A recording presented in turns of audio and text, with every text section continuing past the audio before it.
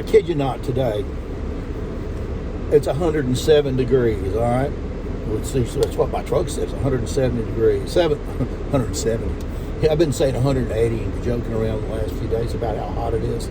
Well, today it was 107 degrees, according to my truck reading from the outside. So, several days ago, all of us guys decided we were going to go play golf today. And we had a little bit of a setback this morning with dear Mama Green. She had a spill a few weeks ago and broke her tailbone. And now she's been in pain and she can't hardly move, and then she's upset all the time. And so sister couldn't move her around, so she called for some reinforcements. And Brother Tim went over there and got her moved around a little bit. And I stayed there with her for a couple hours with my sister, and we worked on some jobs and bids and things we had. All right. Anyway, went to play golf. It was hot. Everybody played pretty good except me, and I just get so hot. If I get past a double bogey or hit one out of bounds, well, I'm just going to sit out that hole. It's too much.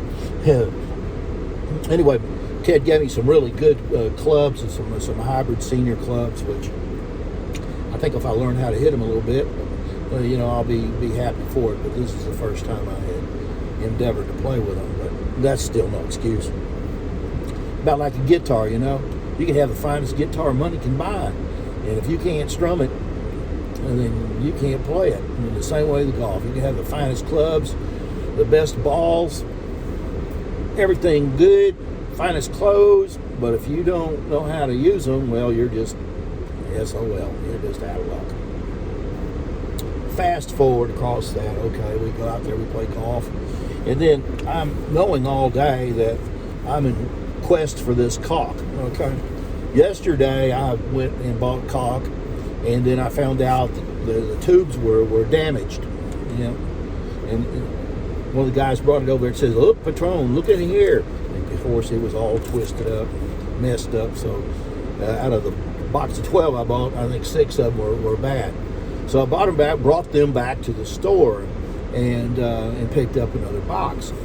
Well, I wasn't looking at the tube really right. The tube marks it up here at the top as to the color they are, which is gray is what we want. But I was looking in the bottom of it, which was gray, and not paying attention to the top. So I get it back to the job, and Armando's, I give it to him, and Earl going through it and all that, and then he comes out and goes, Patron, this isn't a bueno, it's the wrong color. And I'm like, crap. Well, anyway, that Lowe's in Lowe's over there in Port Arthur didn't have any more. Okay, so but what I had bought it off of 249 in Cypress area.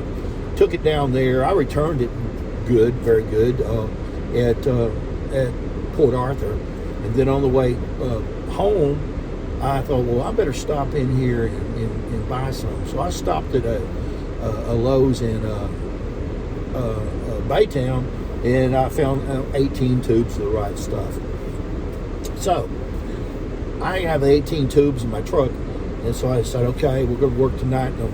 I need to make sure that these guys get these 18 tubes. So after we played golf, I went by the shop and dropped them off there for the guys to at least have that in case something happens to me tonight and I don't get over there in time. And there's some people standing around not doing nothing, in which they need to be caulking because we need to finish the job. All right, this is a long story to get to the point here. All right, so this afternoon after golf, I've been on a quest trying to find this gray caulk. Well, okay, so I wind up over here off of Westheimer near the Beltway 8. It's about, 25 or 30 miles from my house, which I haven't been home yet. I'm getting hungry. And I am a little bit gripey. So I pull up over here in the pro area, which, there's a door right there, and that's where you go in and out to get, what you want to get, right? It's a pro area, and my stuff that I wanted was right there through that door, okay? Well, that door's locked, and they locked that door apparently at 5 or 6 o'clock, which, that's aggravating. I locked the damn door at 5 or 6 o'clock, so I have to walk to the other end down and go through there and have to. I went in, marked an exit, and they were looking at me funny, but crap, what the hell? So anyway, I walked down there and I finally found what I'm looking for. Okay, so here it is. I found this, and they had 2.5 boxes. So they had a box of 12, a box of 12, and then the other box had 9 in it. Okay. So that's 33 tubes, right? Yeah, 24 and 9 is 33. So I bring them to the counter along with some caution tape and a bucket and some other things, okay? Just some other things that we're probably going to need. And this is probably too much caulk anyway, but we're going to need it at the other job in Corpus Christi, and I don't want to be chasing caulk around again, all right? So we got all this caulk. So apparently when I go to check out, the guy goes, he counts them up, and he goes, okay, blah, blah, blah. And they're $14.50 or something like that. And I said, no, they're not. And he goes, look at the screens, $14.50. I said, I don't care what they are, what the screen says. They're $11.58 contractor price. He goes, so that's for a box of 12. I said, yes, for a box of 12 they are. And I bought 2 boxes full. I wanted a 3rd box, but you'd already sold them, okay? Not my fault. I wanted all of them. Plus, if you buy more than 12, rational thinking says they're all the same price. You pay $11.58.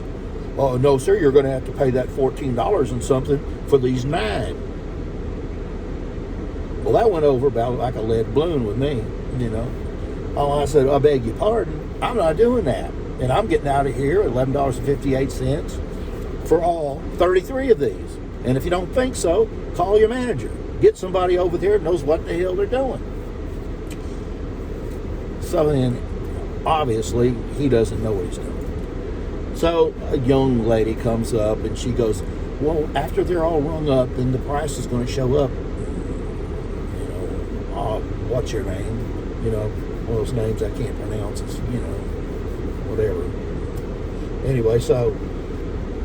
Anyway, after he was like, no, there's going to be blah, blah, blah. I'm getting, I said, no, whatever.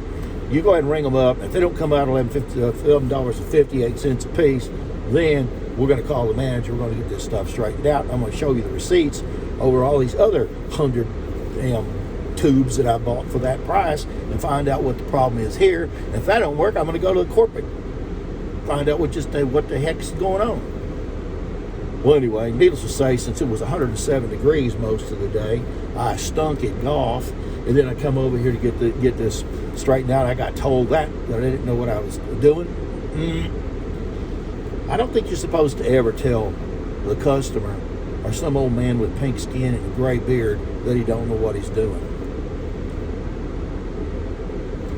Not me. Anyway, look me in the eyeball, in the old blue eyeball. Nah, don't tell me that. Anyway, calmed down a little bit. You ended up paying $500 and some odd dollars, or right, $450 something for the things I bought, and I got my caulk for $11.58. Yes, I did. So, what's the moral of the story? We probably shouldn't be working too much when it's 107 degrees or playing golf. And we probably ought to take it easy a little bit on people that obviously didn't know what they were saying, and not get too upset about it. The funny thing about it is I'm really not upset, because I knew I was going to get it at $11.58. And if I really even hadn't got it for $11.58 and had to pay the other,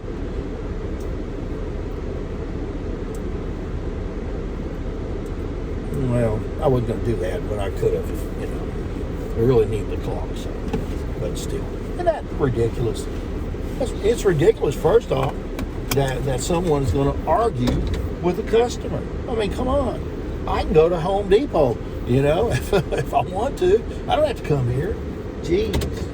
I come here because I think it's cleaner and I like the organization here better. And, the product line seems all right. And they're easy to deal with. So, but anyway, see, one guy out there messing up the works, and now I've got it on YouTube about Lowe's being critters, not good. And I could go back and talk to you also about Lowe's in another situation. We bought a washer and dryer there, okay?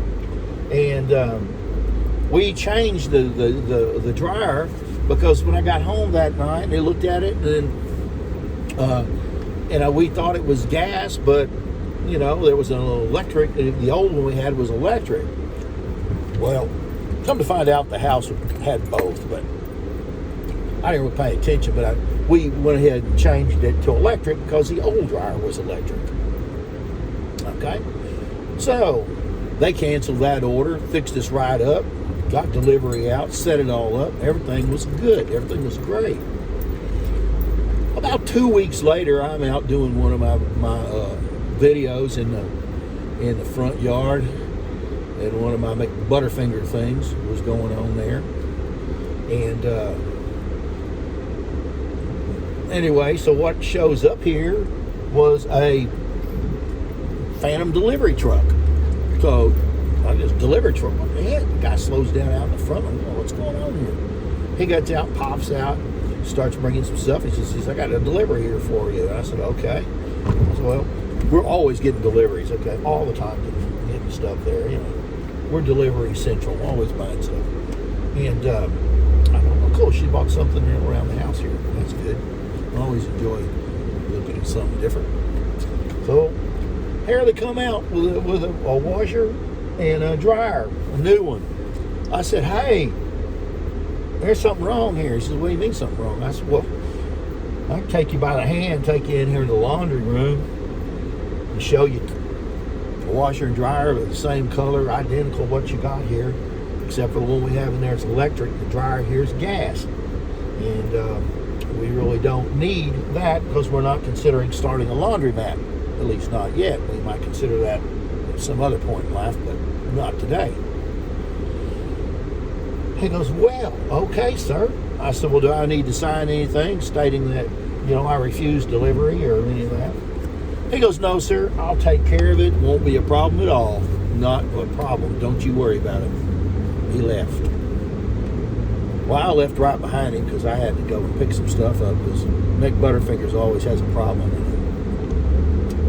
Well, anyway, so I got around the corner, and there the guy sits over there, about 2 blocks from the house. He's just sitting there, fiddling around on paperwork or whatever. And so, what's odd? It's strange, This is felt a little odd about the whole situation anyway.